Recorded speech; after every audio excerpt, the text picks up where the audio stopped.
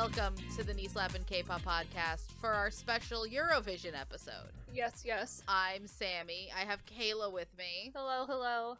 And we're here to talk about the mess. Yep. So I think we need to start with a background. Yes, definitely. So I've watched Eurovision for years. I've loved Eurovision.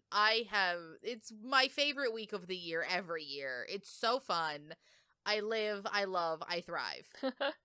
And then slowly, because I am me, I show everyone Eurovision performances I think are fun and weird and different. So I've shown you a lot of Eurovision before, Kayla. Correct? You have. Would say? And I've seen a lot of it just passively as well. Yes. I've also seen a lot of Eurovision. Especially content. with TikTok. Eurovision Definitely. has become Eurovision week has Eurovision sort of become is a thing. huge on TikTok. For good reasons. Yes. And also you've heard Eurovision songs that just went viral on their own. Right. So I think late last year when I started getting all the running order for this year, Eurovision season begins in like November, people. It's a whole thing. But I was like, Kayla, do you want to actually watch Eurovision this year? Like the whole show. Right. And you were down for it. You're I like, was. yeah. I was like, feels like it would be fun. We'll get to it. And then because I decided to do it this year, everything went to shit. Yeah. And it became the most stressful Eurovision I've ever truly sat through in my really life. horrible first year of Eurovision to watch, honestly, given the state of the Yes. world currently. Yes. So I think for people that don't know, just Google it. Yeah. I mean, there's no way for you not to know what happened at this year's Eurovision between the disqualifications, Right. between the protests, between the boos, between Yep. everything else. Yep, So we'll get into it. We're going to get into it at the top of the episode and then never speak of it again. Right. So I think we should start in the beginning. So I think the story really begins in the year of our Lord 2022. Uh-huh. Because that is the year Yes, it does, that Russia actually. invades Ukraine. Yes. Bad ideas. Horrible. Terrible ideas. Horrible idea. We do not stance of this podcast, bad. Bad. And at that point, Eurovision, who says they are apolitical, even though Eurovision has never been apolitical in their lives. Actually, really, this story begins in the year of our Lord 1967, when we get the first Eurovision post-World War II, which is meant to bring Europe together. Mind you, Eurovision says they are fully apolitical. Quote-unquote apolitical. I think by taking that hard stance of trying to be apolitical, they are becoming increasingly more It and is more political. Yeah. There is no such thing as apolitical. Because also, what do you mean by apolitical? Because I know mostly they mean that they don't do, like, policy politics, but they engage in values politics every day. You look at the history of Eurovision songs, many of them are about war. They're about specific wars. They're about austerity. They are about the European Union. There are songs about everything. There are songs, like, political situations have had an impact on Eurovision for years. Oh, yeah. I mean, I don't know if he was the first act, but the first German act was a Jewish man whose family, and I believe him, also survived the Holocaust. Mm-hmm.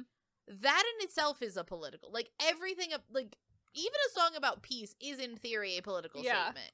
Because if you need peace, that means there's a conflict. Right. And plus, with other things like, it's always been political. There was the time that a bunch of countries wouldn't air, I believe it's 2014 Finland, because there was a same-sex kiss in it. Mm-hmm. And that was also a political statement for Finland to legalize same-sex marriage. Right. There is always the issues that come when certain countries participate and others don't. For example, like Armenia always has some issues. Certain other things. It's 2013 Finland, I stand corrected. But it's all these other things. So it is political. Right. They There's just no way don't want overt politics. There's no way to keep politics out of Eurovision, really. Given the fact that we introduce these people not by name but by country, also that. Just saying. I mean, there were the boos of Russia when they annexed Crimea in, like, 2015-ish. Yeah. There were multiple years that they booed the shit out of Russia. It's fine. They have anti-booing technology. They do. I think Because in people 2015 it was when they started implementing anti-booing Because technology. Because people have been booing Russia for years now. Yep. It's a whole Yep. thing. Just saying. So, so then we get to like the big issues with Eurovision, which is that in 2022 they decided that Russia would no longer be allowed to compete, and they said it's not. The reason that they give is that it would put the contest into disrepute. Mm-hmm. Why would it? Oh, right, because they're at war with another country in the competition. Right. They fully invaded another European country. And then we get to this year. Yeah. Yeah. Oh, God. I don't want to get... We considered not doing this episode. I know, because we had a backup episode. We had a backup episode because we were ready. We were trying to figure out an episode to record, and we were just like, oh, well, and then Sammy wants me, is like, well, if you watch Eurovision, we can do an episode on that. And then because in the it's Kayla's first Eurovision. That's an exciting time. And then in the days leading up to Eurovision, we just got worse and worse and worse. So... as anybody who doesn't live under a rock knows, there's always the situation with Israel and Palestine. Yep. And so there was a big push of like, well, it's not even an unprecedented thing because Russia is not allowed to compete. Why is Israel allowed to compete? There is even always every time that certain countries are in the competition, why are they even here? Right. Why is Israel here? They're not in Europe. That's not Number an argument one. I want to have. Right. Because Israel, Azerbaijan, Armenia, Georgia, Australia less so because Australia's only been here for like 5 years, but they've been competing for years at this point. I think Israel's been competing since at least the 70s. Like it's been. That's not the issue. That's an issue we've been having for years. But at the end of the day, it feels like such a political statement to have them. Yeah. No matter what you did in the situation, it would be a political statement. So I feel like if you're going to make a political statement, make the right political statement. Right. You know? Yep. And I feel like what is so awful about it is that we have very recent precedent of kicking out a country because they're still not allowed. Yeah. Very, very recent precedent on that. So why on earth are they here? Like, yeah. Why are they allowed here?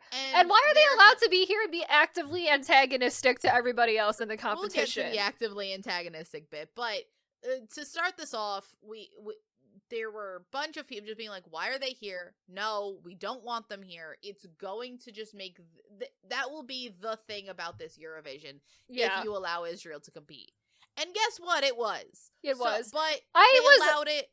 This Israel being here and being consistently stressed at the idea of them being here really puts like a whole cloud on top of it. Puts a damper. It puts a bit of a damper on it. But like, so rough chronologically, they do say Israel's allowed to compete. Okay, fine. Then they put on a song that they've had to change the name of. Yep, because it was called October Rain before. Political. What are we doing? Why? Because there are a couple of times where they've said things are too political. Not often in the songs. I mean, there was one year, I forget what country did it, but they did a song that was essentially just saying "fuck you, Vladimir Putin." Mm-hmm. Only it was called "We Don't Want to Put In." Which, if you say it, we don't want Putin. Right. But that's the line. Like, you have to get to that line for them to be like, no, that's too far. But, so they've already had to change their song. Yep. So then we get to the actual competition. You can tell many of the contestants are very uncomfortable with Israel being there because they are human beings. Exactly. By the way, if anyone hasn't caught on, if you are on Israel's side, please leave. Please do not listen to the podcast anymore. We don't want you here. Yeah. We have simply do not listen to the podcast.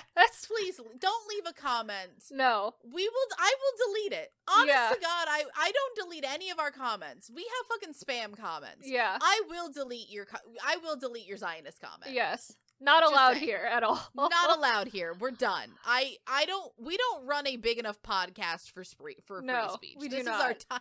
We have 30 people are going to watch this episode. Right. If you comment, I'm done. Get okay, out. Please leave. I'm done. Get out. Go cry in the corner. Go give your crocodile tears to somebody else. I don't actually give a shit. Mm-hmm. But so they're actively antagonistic to multiple participants. Yes. Up until they've been so antagonistic to the Dutch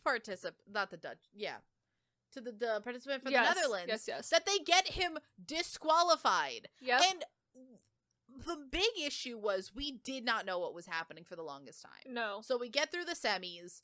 In the semis, this girl is booed. Eden booed. And rightfully, I mean, honestly, the thing with Eurovision, you can say all you want of, like, she's not actively participating, but she is.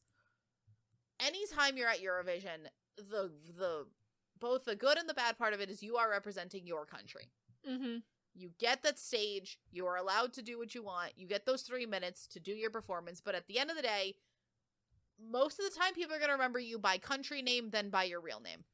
Right. Just saying. That's the facts. So, after the semi, there gets talk about an issue with the Netherlands and the Israeli delegation.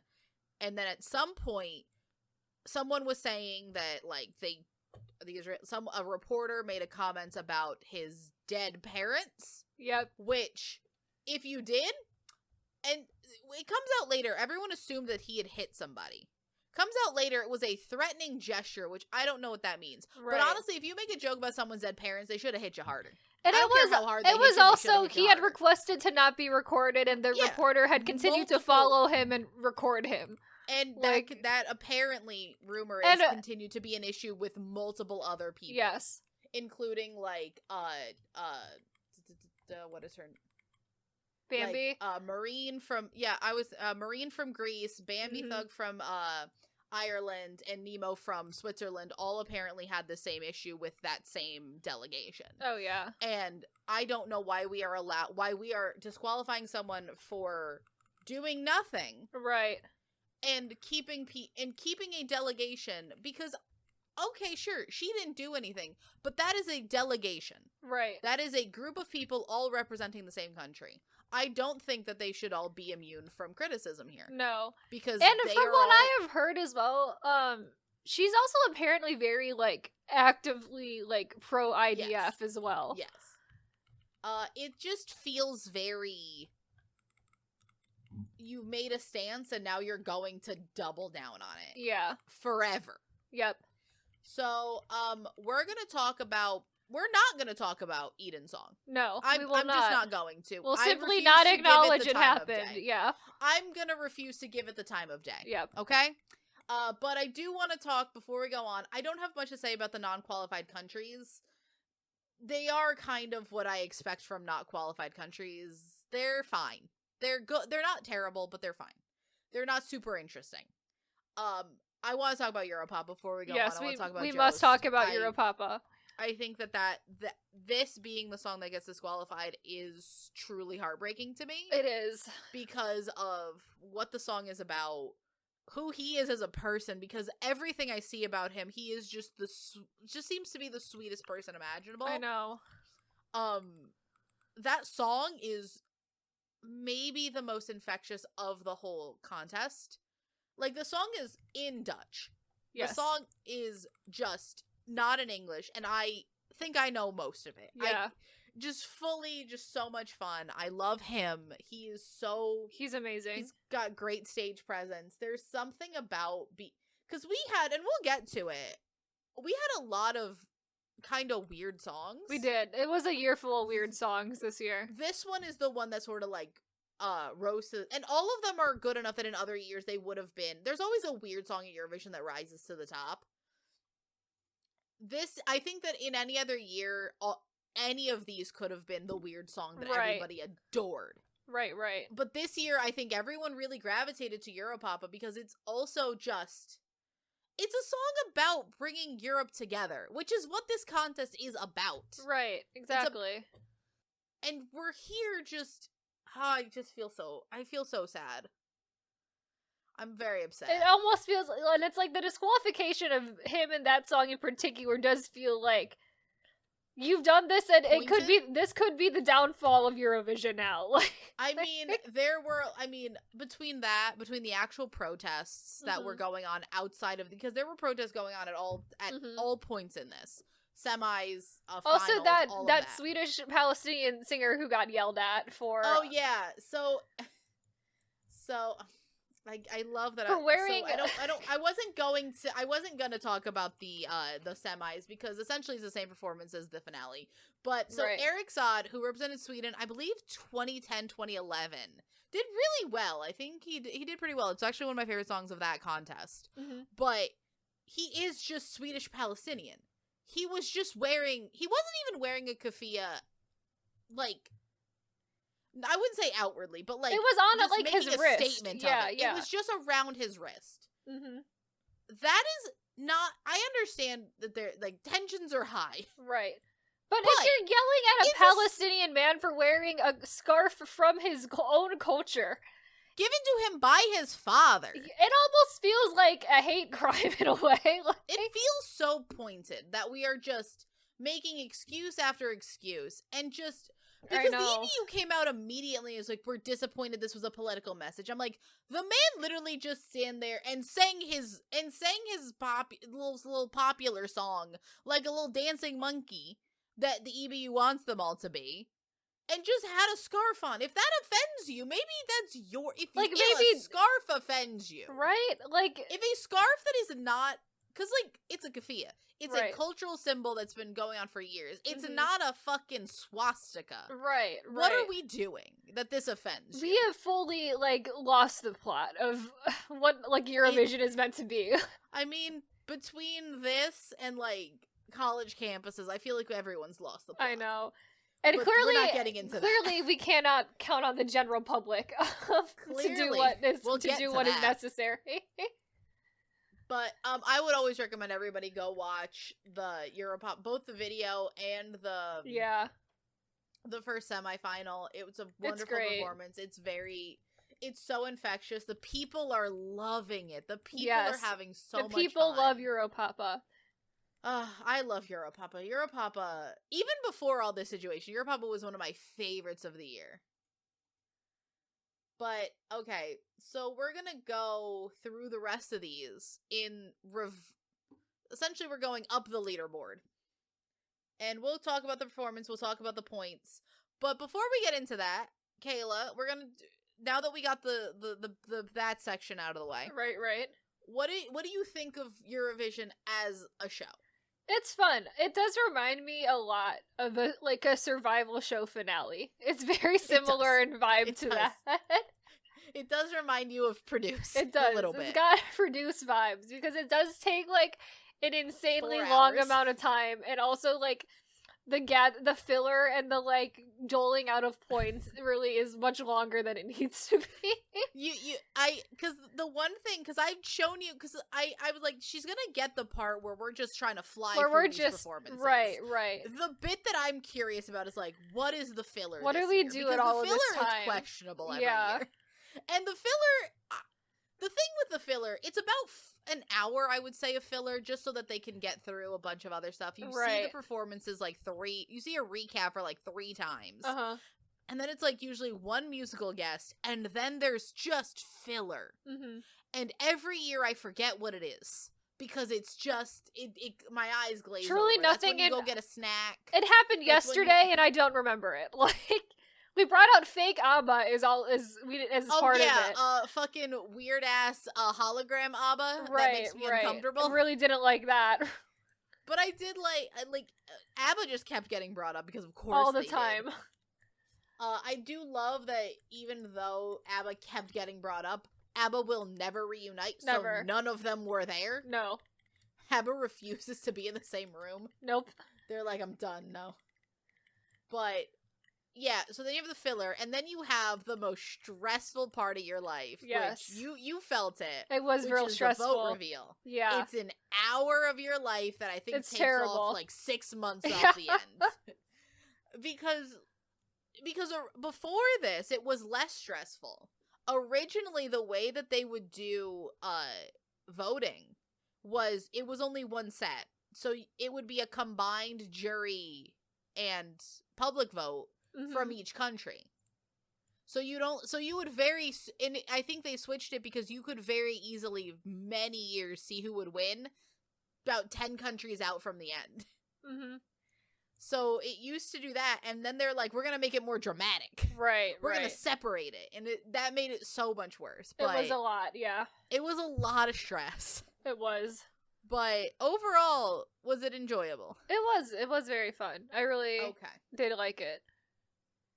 So I guess we're starting with a lot of people we have not as much to say about. Yes, true. So, last place, 25th, because there's usually 26, but this year was only 25 for reasons. For reasons. Very unfortunate I said we're reasons. done with the serious topics, but doesn't mean I will not continue to make comments. Right. They make themselves at this point. Mm-hmm. They do. So, last this year, which I don't know who I thought would be last this year. Somehow I wasn't expecting it to be Norway. Yeah. It was just very fine. Usually a rock song at Eurovision does do a little bit better just because of the novelty, but I think there was just other songs that... Because Eurovision is starting to walk away from just the traditional woman on stage singing a ballad. Mm-hmm. Mainly, I think, because they realize that never wins. It's very boring, and they're never rememberable for the most part. No. So I think everyone this year really tried to be memorable. Yeah. And I guess Norway was just the least of that. Yeah. It was fine. They were not bad, yeah. I was surprised with how few public votes it got. Yeah. It did better with jury than it did with public. Right. This feels like a very more public song. But then again, with the amount of, jury votes at the top. Yeah. Because I don't usually remember seeing so many people with over 300 points from public. Right. That's a lot of points. So I guess it all got funneled up. It did. And then some songs got, really, really low amounts. Shafted? Yeah. I mean, we're talking about them now because next is Austria with We Will Rave, which is... It was fine. I liked it. I have a soft spot for it. It is very much always what I call the Eurovision filler songs. Yeah, this song has no chance of winning. Pretty boring for the most part. Some people are going to love it and call it an icon for years to come. Right. And then other people will have forgotten it happened. Right. I like it. I think she's good. I think she's a good dancer. Yeah. I do like it as a closer. Right. Like a closer, because she was the last person to perform. Right. But the public was... not into it. Yeah. 5 points from the public, 19 points from the jury. Mm-hmm. The juries this year also shocked me. Yeah. It felt very divided out. Mm-hmm. It felt like there was just a lot of different people getting jury votes. Right. As opposed to it all just being funneled toward the top. Yeah, it did feel pretty spread out for the most part. Yeah. I think I'm mainly, because I feel like 19 from a jury vote for this isn't terrible. Right. I just feel like there's so many public votes at the top. Yeah. That, usually this would have about the same, but you wouldn't have 5 songs that got 300 points. Right, you know? right. Then we have Veronica from Slovenia. Mm-hmm. This was one of the ones I was curious if it would even qualify, because there were a couple people down there for me. This is fine. It's very witchy woman. The problem is we had a different witchy woman this year being more witchy. We did have a different, more witchy woman. I do like a witchy woman, though. Mm-hmm. Spain, I also have very little to say about. Yeah, Spain was... I don't remember it, honestly. It was fine. What else we got? Georgia with Firefighter at 21. Fine. I kept forgetting she was in the final. Because it really was just a lot. I do think also the metaphors in that really it doesn't make bottom, sense. I understand why it's at the bottom. Yeah, the metaphors in that song really don't make a lot of sense. A firefighter, but also rising from the ashes. Yeah, it's I don't know if we fully understand what we were trying to do with that song. So at 20 we have Estonia, which is really the first memorable, really memorable song that we got here. Not shocking is this far down because it's not a jury song. Right. And it's also not really a public song either. It's just a weird little song. It's a weird little song, but it's so mainly a weird little dance. Yeah. I love the little dance. It's delightful. I love just a bunch of middle-aged white men. They're just going at it, the middle-aged thriving. white men. Like, where else would they be able to do that? Absolutely The nowhere. middle-aged white men. I also absolutely love every time that they were in, like, they would just keep changing outfits. It was great. Yeah. Just in the green room, it was great. Good for them. It's a fun song. It's fun. I don't think a particularly good song. No, I don't know. Yeah, I probably wouldn't call it good, but it was very fun. Would agree. Now we have someone that, this is the kind of performance that is like a 50-50 at Eurovision. Mm-hmm. Whether or not you are everyone's favorite, or people are like, I don't get it. Right. Which is Windows 95 Man. Yes. From Finland with no rules. Yes. Because it got 7 jury votes, which makes perfect sense. Perfect sense. And then 31 public votes, which I think in a different year this could have been more. Yeah. Because I could see this being everyone's quirky. Because they're a weird song, but in a much weirder way than the other weird songs are. Oh yeah, no, the man is not wearing any pants. No, there's so much denim. So a lot of denim. He hatches out of a denim egg in the beginning of the song. And there's a blurry Windows 95 logo on his shirt. And then he also, like, sets off some fireworks, which is definitely a From safety his hazard. jorts. Yeah. From his jorts. I love it. I mean, personally, I loved it. I do. I also loved it. It was pretty great. I think it was very good. It's definitely a performance 10. Worth watching. Like, if you're gonna watch it, it really is. Like, and I do think I have a different, like, a lot of people have the same opinion about Eurovision that I do, which is that this is the kind of performance I would only see at Eurovision. Oh, definitely. There's other songs on here that I'm like, if you make this in English or if you bring it to America, I could see this. Where would you see an almost completely pantsless man in a Windows 95 logo shirt attached out of a denim egg? Singing about no rules and how and that's the wind beneath my wings. Right. Just a lot. The jorts. The jorts. Tiny little jorts. Tiny jorts. Love that. So much denim for why. I loved it. I think it's an underrated masterpiece. It's performance art. This is the kind of performance art I'm into. Absolutely. Like, it's also unbridled joy. Because Windows 95 Man was having the best time of his life just being at Eurovision. Such a good time. That's pure joy. Such a good time. Then we get Dizzy from the UK. Ollie Alexander. Man. Oh, God. So this one I'm conflicted about. Because, like, I think the song is fine. The song is very, it's like the opposite of Windows 95 Man, where like, this could play in it, this could just be playing on the radio, and I'd be like, okay, fine, whatever. Right. The performance is, I think, really the downfall. I will say, before he did this, he did say he was going to make his performance extremely gay. Yes. And I mean, it is that. It is extremely gay. That is exactly what it is. That's what it is. But it feels like a little bit much. It just felt like the song does not have, and we'll get to this with another performance, which had a similar issue, which is that the song is not the most high-key club banger I've ever heard. It's kind of chill. It's kind of fun. Why are we like raving? Like, what's happening? Like, you're going at a 12. Like, it's a lie. It just felt, and it's not the gayness. It just feels like there's so much movement. There's so much camera work. Like, I understand that the song is called Dizzy, but you can make me metaphorically dizzy, not literally. Like, I was disoriented the entire performance. And I know you've said in the past that it's weird because normally the UK doesn't do enough. Usually they're not giving enough. A little low energy. And now we like are on the way opposite end of the spectrum. Now we're doing a little bit too much. And both of those receive the same results because it got 46 jury votes and 0 public votes. 0 public votes. Point out, so I was like looking at something. Someone mentioned something, and I looked up Ollie Alexander. He has #1 hits in the UK. This man is apparently a UK pop star. I know. That's why I was like, this guy sounds familiar. I was like, I've definitely heard of this man before. Is he just Is he just similar to a bunch of other, No, he has millions of streams on songs. They're #1s in the UK. It's a whole thing. And even still, that Eurovision is not for you, buddy. They were also going for quite a while in the jury vote reveal with 0 points. I was They were. like, damn. And then there were a couple that gave him like 10s. Right. And then they came in with a 0 public vote. 0. 0. They're the only 0. It's rough. And for the UK, vote. that's like real rough for them.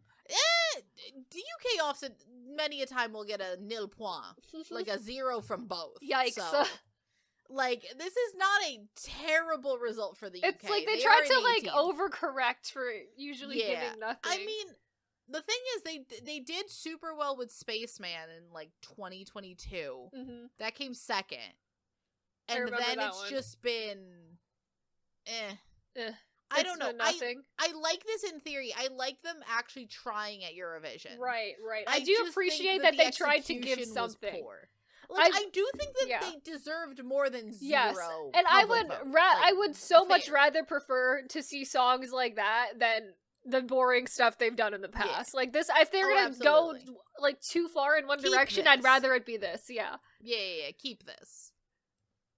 I do think it was undervalued. I think that it should have done a little. I don't think it should have been like top 10, like whatever. But I think it could have done I think 0 is too harsh. Yeah.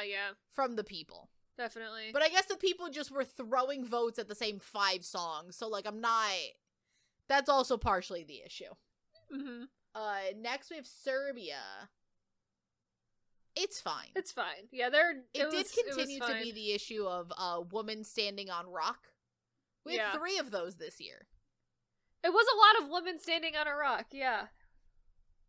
It is the least interesting of women standing on rock. Mm-hmm. That's fair. Because I do think I like Norway a little bit more, because that's a little more interesting. This woman on rock, a little boring. Right. Latvia, very boring. I don't remember it. I don't either, honestly. I think from here on, from 16 on, is where I have a lot more to say. Right. So Cyprus came at 15. So this is the issue with Cyprus. I think this song is very good. But I also think anyone could sing this song, and it could be on the radio tomorrow.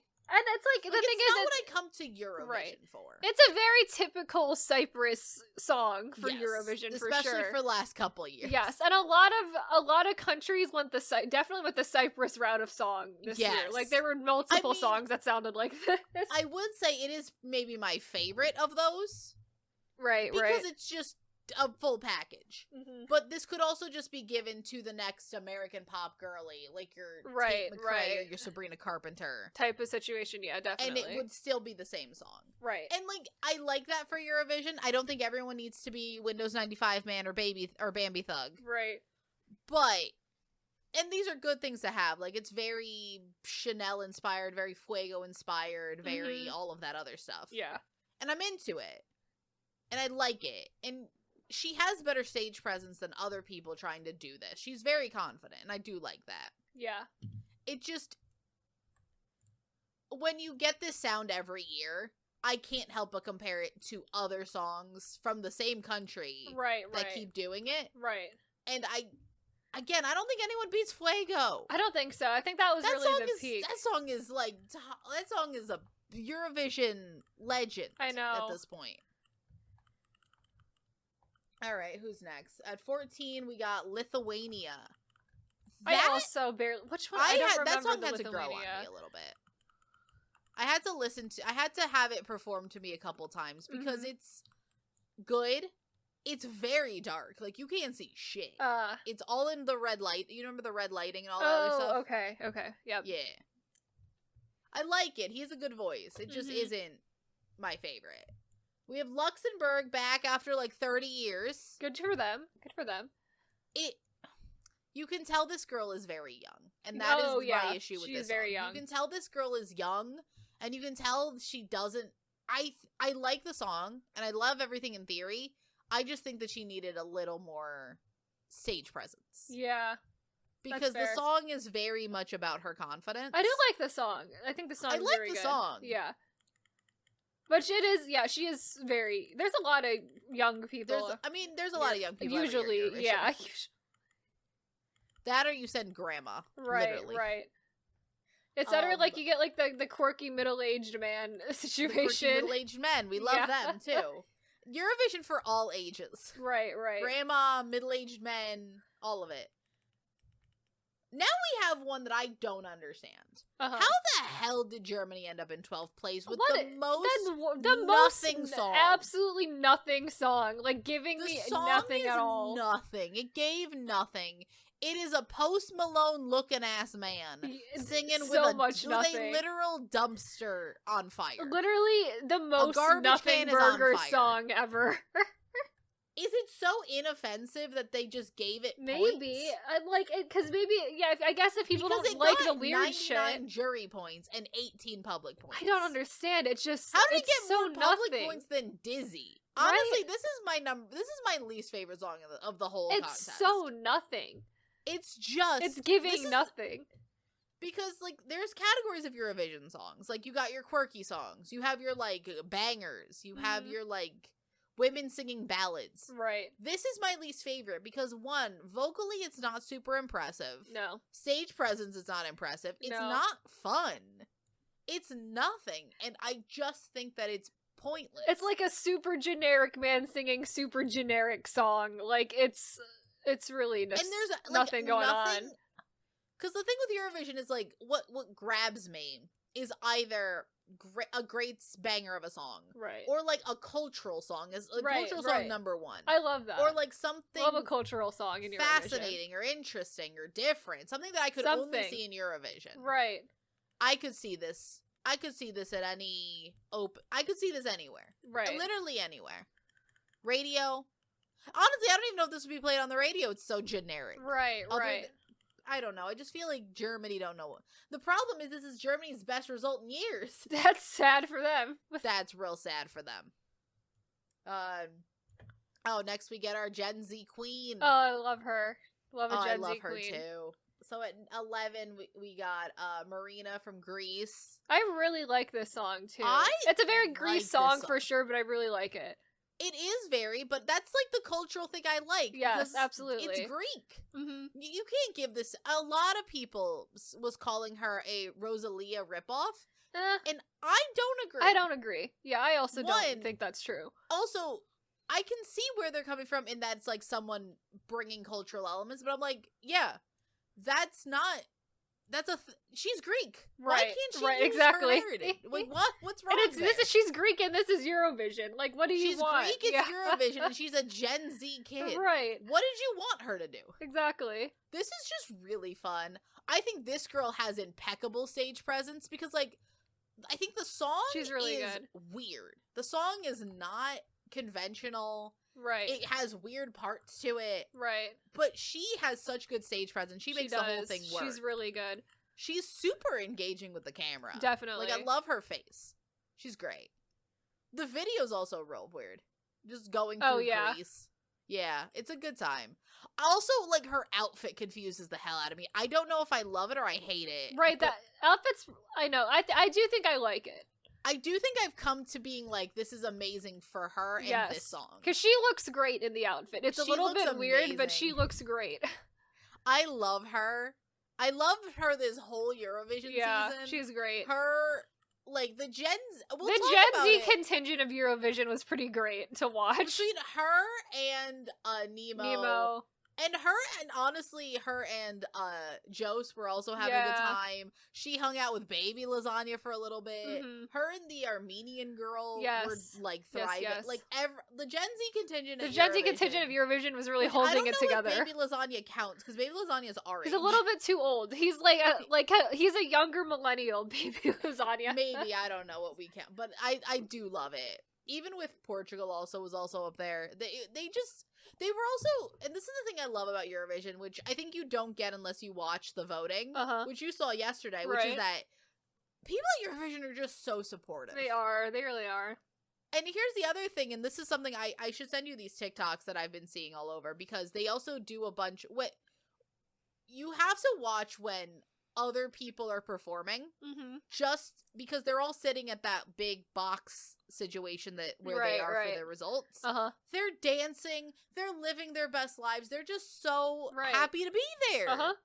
And they're just all together, they're dancing with each other amongst delegations. Yeah. It's just like, Eurovision is a competition, sure. Sure. But at some point, these people who've just been doing the rounds together for months, because there's a bunch of, like, pre-Eurovision parties that they all have to attend. Right. They've all been, like, making collabs on their TikToks and everything. Right. They're just so fun, and they all make friends, and I love seeing It's so cute. It's really fun. It's so cute. And it's just, like, interactions like that I absolutely love. Like, watching people dance, do the baby lasagna dance, and love that. Next we have Portugal. This is the top 10. Portugal. I like this song. It is the closest to a ballad that this and Serbia were the closest to ballads. But I do like the new way we're doing ballads, which is, like, there's dancing, there's movement. We're not just sitting there. We didn't just give her a mic and we're gonna thrive. Right. I think she has a good voice. It did also seem like her dancers were a little over dancing. Yeah, for the type of song, for sure. Yeah. But it does make it does give you something to look at. Right. What do we, 9. Another song I think is too high. Yeah. Because we got Marcus and Martinez, Unforgettable, from Sweden, our Norwegian twins. Right, the Norwegian twins. It's the most generic thing I've ever heard in my life. This one's also which is super my generic. problem with Sweden for the last 15 years. That feels about correct. That is what Sweden's been That's what doing they've been doing for years. And, like, it's Sweden. The pop song is good. Of course it's good. It's Sweden. Right. Sweden makes half the pop songs you hear on the radio now. But, like, for Eurovision, can we bring some more spice to Eurovision? Like, I don't remember the last time Sweden sang in Swedish. That was probably, like, when you had to sing in your native language. Because there was a period you did, and I think it might have been in the 90s, maybe even the 80s, is when the last time Sweden sang in Swedish. Yeah. Like, I don't say you have to sing in Swedish, but, like, give me something that's not American Top 40. Like, you know? Give me something Sweden. These kids are talented, fine. Yeah, sure, they're great. Right. But, holy shit. Just not giving. Complete opposite to number 8, which was Armenia. Loved them. Loved that song so much. It's so good. I think that song was... I mean, now looking at it, it came in 8th place, not underrated, but no one was talking about it at all in the pre-run-up to it. Right. But I had so much fun with it. It was really fun. That girl is if you want to talk stage presence, I think she has the best stage presence. Oh, definitely. She's so good. Because the song doesn't have that many, like, lyrics to it. But it's just a good time. And you can really tell, like, you can't make this in any other... It's Armenian. Right. It's from, like, you can't... No other country can make this song. And that's what I think the really special Eurovision songs are. Yeah. The ones that, like... No, this is this. You can't take the song and just give it to anybody. Right. Which Sweden hasn't done in years. Again, I don't mind it. I'm just saying it just feels very, like, I want more from Sweden. I know Sweden has such talented people. I want them to push themselves. Make something different. Yep. Italy. I kind of felt bad for Italy on the night. Yeah. She did well. She's in 7th. She did but fine, I feel like she did fine. Like, I feel like other people overshadowed her. Right, yeah. Which is interesting for Italy at Eurovision. She was really good. I like her song. But I just feel like I kind of forgot. Yeah. You know, I was, like, so busy worrying about other things that I just sort of was like, okay. Right. Yeah, it was fine. It was fine. It did fall into that woman singing not a ballad, but like a power pop song. Yeah. It was different than, like, your Cyprus style. It was more Italian. Right. It was very Italy. Like every year, but I like it. I didn't love it. Yeah. And I feel like, I don't know, I think there was a point in this Eurovision season where that was one of my favorites. But I think the more I saw it, not the less I liked it, but the more I liked other people. Yeah, other that's people fair. sort of superseded her. Like a song that I didn't get until I saw it performed, which was what we have at 6, which is Baby Thug with Doomday Blues. That song needs a performance. Really good. It's so good. I didn't get, like, I had heard it, but the performance, so good. So good. But overall, I loved this performance. I think it was really good. I am shocked it did this well, especially with the jury Yeah, it vote. doesn't feel like it would be a song that is really popular but I guess in that this way. is like the alternative thing that people. I mean, it's different. It definitely even is in different. terms of like Eurovision rock songs and like alternative songs that Eurovision has. It is its own thing. Right.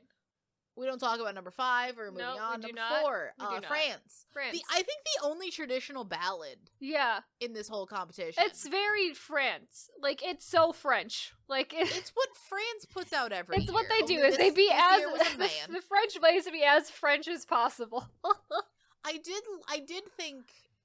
I will say this one was a little bit more interesting because he did do that a cappella section at the end. I know. I really like it though. I think think he's really cool. Like, the song's very cool. I really liked it. I think he's a very good. And the thing with France is that they always sing very good singers. It just depends on if the song itself is like bringing them down or not.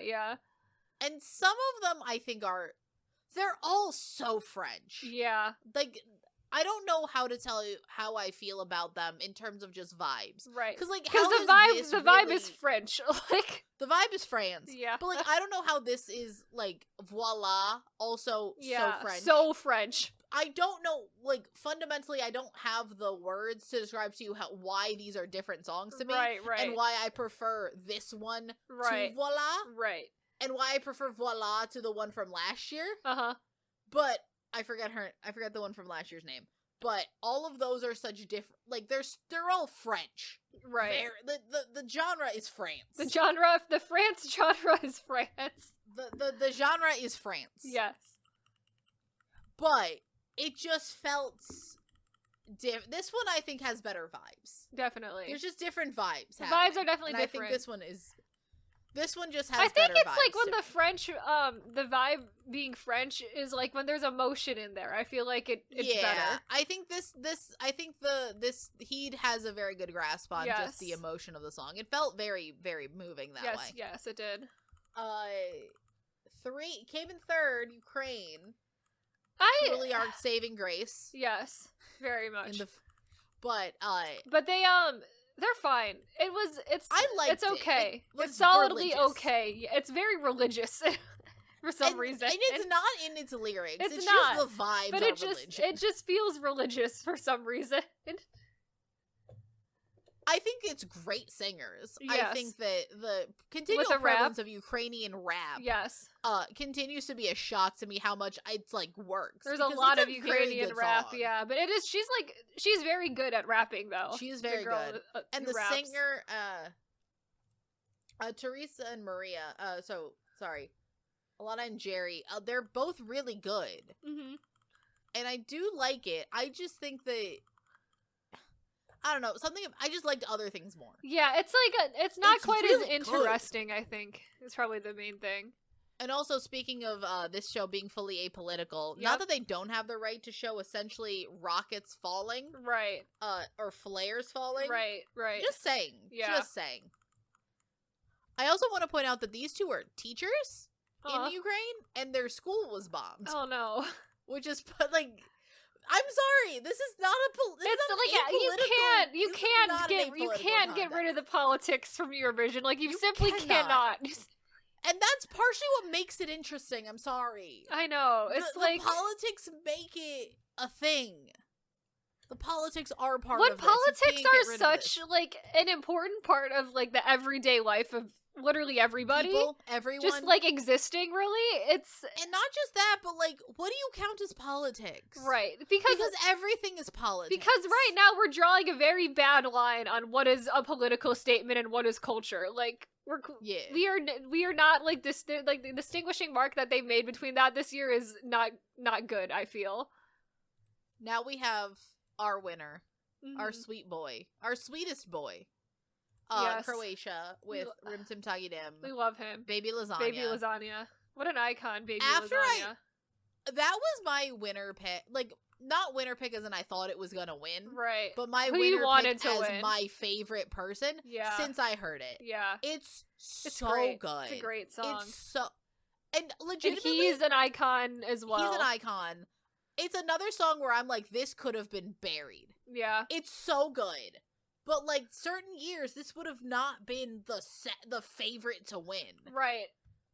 And it was the and shouldn't he also, for a very like, long time. He also, like, really shouldn't have been at Eurovision, too, No. is the other thing, so right? For the people that don't know, the story of Baby Lasagna is that, so, in Croatia, they do so, how you get picked to be on Eurovision depends on what country you're in. Some countries, like the UK, do an internal selection. The BBC just picks a person and is like, here, you're going. In other countries, there is a show. So, like, you'll have Melodifestivalen in Sweden. You have all these other ones. And they all have their own rules, but a lot of times it's very similar to Eurovision rules, where it's, like, jury votes and public votes. They're all different. So, in Croatia, it's Dora. And he put the song out there for Dora and got rejected. And then apparently one of the actual contestants on that show dropped out last minute. And I don't know, this might be a rumor, but I don't know how true this part is, where he was first alphabetically. So he got the spot. Don't know if that part's true, but he was not originally in there. And then when people heard the song, they're like, this is the best song. This is absolutely Someone should get fired. Right, because that song won, I think, with like 300 points, and second place at Dora was like 80. Jesus. Like, it was a blowout. I mean, this song has taken Europe by storm. It has. It's great. The dance, it's a great song. The dance is great. He's also just keep great. Doing the dance. I love the dance. Yeah. I think that I mean... So, last night, we'll get to it. We'll talk about the songs first, and then we'll get to the discussions we keep having. I think the song is perfection. I think he is so good. I think his stage presence is phenomenal. The whole thing is great. The staging's great. I love the random animals on the screens. I mean, you watched it in the moment. The woes sounded like a sporting event. Absolutely. Everyone was dancing. Everyone loved it. It was such a good time. It was infectious. It was a crowd that you didn't hear for anyone else. Right. In a way. You would have heard it for Europapa, but we didn't get to see it. They were chanting Europapa anyway. Like, we heard the Europapa chants Europapa. Anyway. And then we got the winner, which is Nemo from Switzerland with the code. Yes. I loved it. Yes. I think it's very, very good. Not quite as much as Baby Lasagna, I don't think. Not as much as Baby Lasagna. But still I feel like a very good song to win, though. A good winner song, a very popular jury pick, which we'll get to the continual... Nemo also feels like the sweetest person ever. Like, just seems like so lovely. Sweet. Yeah. First non-binary winner of Eurovision. Yeah, love that. So we love that as well.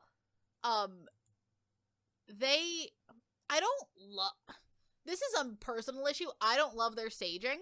Yeah. Just because I think it's a lot of just spinning on this weird little turntable. That's fair. For me.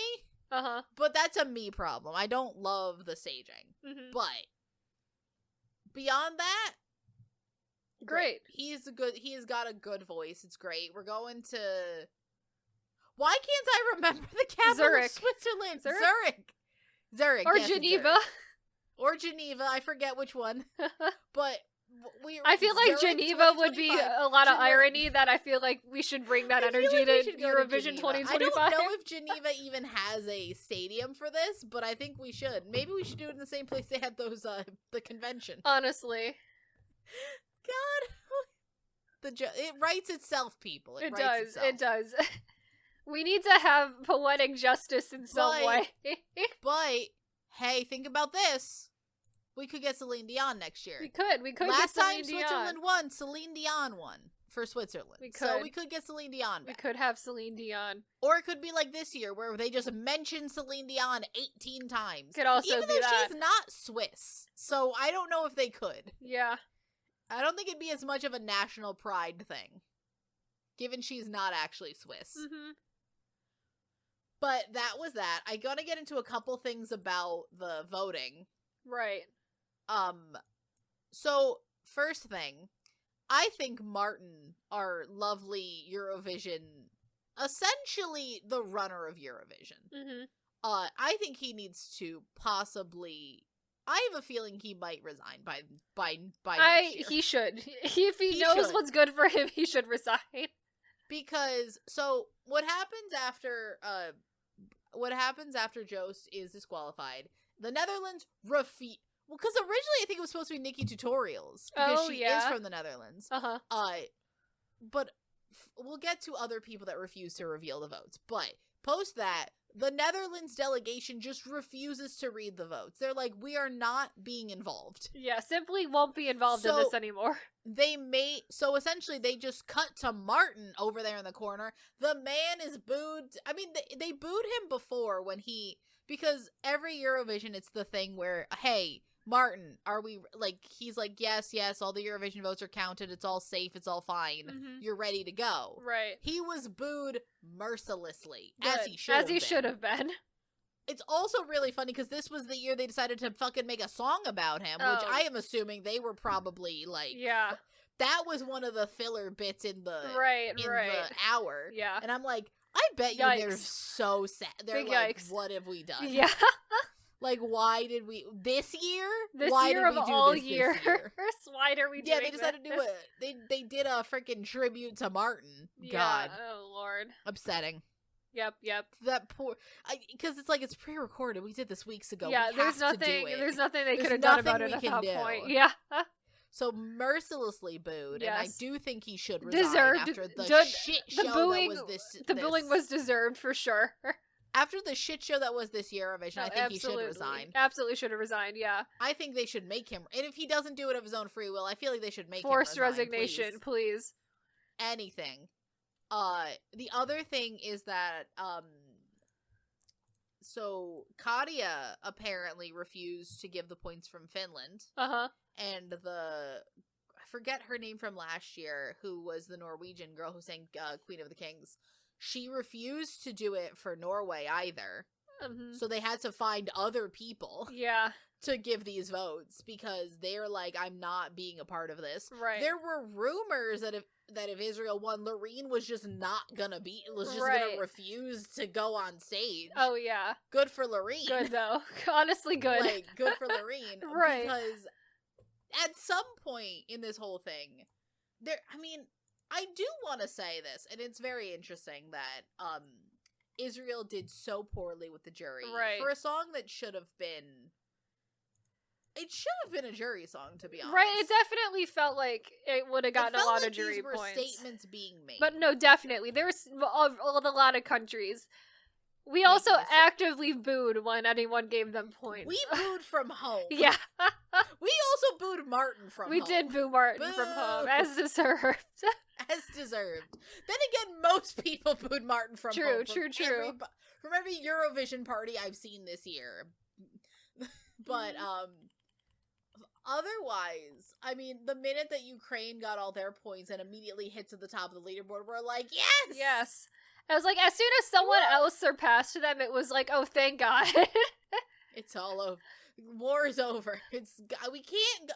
Can you imagine Jerusalem 2025? Where would they find? I don't want to meet the people that would go to Eurovision 20. That would be the contestants going to Jerusalem 2025. I feel like that surely would have been the death of Eurovision. Like, there is no way anyone shows up to that. Like, that's how that is. This 70-year contest gets destroyed because of these. Absolutely decisions. would have gotten destroyed.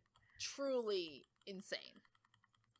But so beyond that, what else happened in this voting? Oh, a couple people did make messages of peace, which was good. Yes, I think Austria gave like a whole speech about peace, wearing an equality shirt while giving out the votes, which I love. We love that. So overall, would you watch next year if there's less controversy? I would probably watch it. Yeah, I would watch it again. I watch every year, so that's not a thing for me. Right, but, right. again, this was a bad first Eurovision. Really? Yeah, it was really probably one of the worst years to pick. It was, like, extra stressful. Extra stress. There's added stress on top of it, for sure, yeah. Oh, but before we go, I do want to talk about the less concerning problem, because this is a conversation that mostly started last year, but continues on to this year, which is jury versus public vote. Yes, because for the second year in a row, it's happened again. Jury favorite wins, the public favorite loses by a decent margin. Right. It continues to be an issue of, do the juries, I mean, it keeps being a problem. It keeps being a big issue. Yeah. Because the juries do have a tendency to not spread their votes around as much as the public. Right. Generally speaking. And at the end of the day, I think the easiest solution for this isn't get rid of the juries fully. Right. I think that the juries should probably not vote for 50%. I think 25 is a reasonable amount, because they already conceded with the semifinals. The semifinals are entirely public vote. They're no juries. I don't know necessarily if we should be getting rid of the juries fully. I do think that they work out for certain things. Yeah, I feel like we probably don't get rid of it fully. I do like the concept of it, kind of. Yeah. Again, it doesn't make different, because I do think that if you get rid of the juries fully, you end up with because the thing with it is that you have your jury favorites and then the public favorites. Right. And those are usually different, and those are usually different kinds of songs. Right. I think you really limit the kind of it becomes a weirder contest, but I also think a less interesting contest if you fully cut out essentially all the ballads, all of these like slower tempo songs. Like, you don't get a song like Portugal song or like France's song. Right. If you just have, well, France I think would never change, but like certain countries will do the same thing every year. Yeah. Song. So I do think that they are necessary. Right. I just wish that they were. I truly, it bugs me that it keeps happening, and it keeps happening to. Not that the code is like a super generic kind of song, right? But it is a less interesting winner than I think Baby Lasagna. Definitely, it is like it does feel like it's like a little bit weird of a song, but it is a little bit weird, but it's not quite as weird as Baby Lasagna is. It's a little bit more of a it's like an evolution of what happened last year with Loreen and Katia. Definitely. I think Baby Lasagna is not nearly as weird as Cha Cha Cha. Definitely not. The code is weirder than Tattoo. Right. So they are meeting closer to the middle, which is why I'm mostly okay with the result. Yeah. I do still think second place for Rim Tum Tagidim is a great score. Like, I think it goes down as a great Eurovision song. I do think we're going to keep talking about it. Definitely. Similar to how we do Cha Cha Cha, but I think there's nothing wrong with that result. Right. I'm more okay with it. Last year was a little bit worse for me. It was like the gap in quality was bigger. Right. But the fact that it keeps happening, and again, I think it's like the least of our concerns this year with Eurovision, given everything else that went on. Mm-hmm. So I do think that conversation's getting left by the wayside, even though I have seen it. Now that we know we're not going to Jerusalem 2025, it became more of a conversation as the hours went on. Of people just being like, look, just reverting back to regular Eurovision discussions. Right. Which is like normal. And this continues to happen. Mm-hmm. And it will continue to happen. And it feels very much like we're picking Eurovision winners by electoral college. Oh, definitely. It is weird that they have decided to make like a weird electoral college system for the voting of Eurovision. And but that is a little bit weird. It would be one thing because Arcade won by being neither. Right. By being neither the jury pick or the public pick. Mm-hmm. Which is... I would almost find that a more... I mean, I hate Arcade. I think Arcade is a terrible song. But... Again, my hatred for Arcade will never be topped. I hate that. It is the most nothing of a song. Yeah. You could have had Spirit in the Sky, but you gave me Arcade. Bullshit. Yeah, that's fair. Very fair. But overall, I do think that is almost a more interesting one than it constantly being the jury pick wins. Definitely. Because it does limit the song. Like, I would like it for it to be like, for the jury to like matter in a way where it could save a song, but I don't want it to be like the full determining factor always. Again, you know, I truly do think that it should be a 25-75 split. Right. Because it does mean that, like, certain songs do get a boost from the jury. Right. But not nearly as much. I would take anything other than, like, a 50-50 at this point. Like, something, like, just give me something else. I like this Eurovision. I think overall it ended fine. Mm-hmm. I just wanted it to be different. Yeah, that's fair. I wanted it to be less stressful. I wanted it to be less controversial. Right. I wanted, I just wanted peace. Yes. And I still want peace. Yes. And I think that certain decisions made peace impossible this year. Oh, definitely. And while for most of it, it seemed like we were trying to ignore the elephant in the room, and I think that's what Eurovision wanted. I think they wanted everything to just progress as normal. Uh-huh. I don't think you can when everything that's happening is happening and you have people actively antagonizing others. Right. There is no peace. Mm-hmm. When, I mean, can you really have peace in the middle of a genocide? No, I feel like the genocide clearly gets in the way of the peace. Yeah. It just feels very like, I know that they want to ignore it's happening because we're apolitical, but at the same time, they really have to get over that. Like, and I feel like no matter what, they are not going to realize that being apolitical is impossible, but they're just gonna keep trying to, like, gaslight themselves into thinking they are. Yeah. They're gonna say it. They've been saying it for the last 70 years. They're gonna say it for the next 70 more. Yeah. But I feel like them saying that is gonna be its downfall. Definitely. Because at the very least now, we're too interconnected. Because it's very clearly not apolitical, and it never has been, really, in a lot of cases, so. No. Well, as long as we never join, and by we I mean America. Right. I would actively like America to stay away from Eurovision as much as possible. Like, I think we would ruin it. Actually. We would ruin it. We would. Especially when Americans realize they can't vote for themselves. Oh, absolutely. Because I don't think they fully realize what the rules of Eurovision are. Like, I don't think they do. You're going to be voting. Yeah. Yeah, there's millions of Americans, but you can't vote for yourself. All those votes are going to be channeled into something And else. I feel like absolutely nobody in Europe would vote for America in any situation. Because America sucks, and we really do suck in a lot of ways. So no one in there would be voting for us out of that. That they wouldn't send an interesting song. No, absolutely they would be not. Even worse than Sweden sending generic. They would. I can see America trying to send in, like, some bullshit country music into Eurovision and, like, trying to do just some really weird because, bullshit. Like, the Netherlands already does that. Right. Just saying. Just do some, like, really weird bullshit or something. Like, I just feel like we have no place being there. There are other countries who really shouldn't be in Eurovision too, but I feel like us specifically really shouldn't be there. Like, it's fine. I think that other countries, there's like certain reasons, like Turkey wasn't there this year, but they're sometimes there. Armenia, Azerbaijan, Georgia, Israel, Australia. Yeah. All these countries. The thing is that all of them except Australia, and Australia at this point has been there close to like 8 or 9 years. Right. They've just been there so long. Right. That they're just like, well, I guess they're going to stay. They're just here. You're just a part of this. Right. And like many of them have won. Like Israel's won multiple times. Azerbaijan has won. I think Armenia should have won a couple of years, but they're like weirdly good at this contest. They are. Like many countries that are like questionably European have won.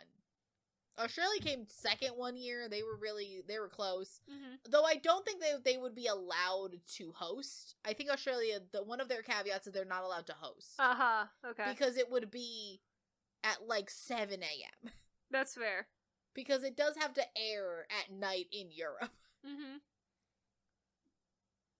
So we'll see what the future holds for Eurovision.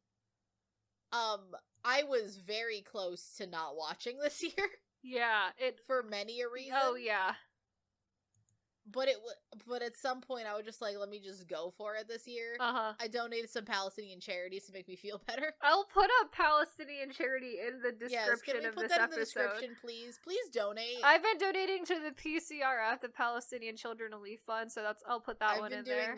I've been doing that. I've been donating to like GoFundMe. I've been just going for it. I've just been charity. Sure. Yes. Take it. If some part of this, please also go to your local Palestinian small businesses. Yes. Support any, and just,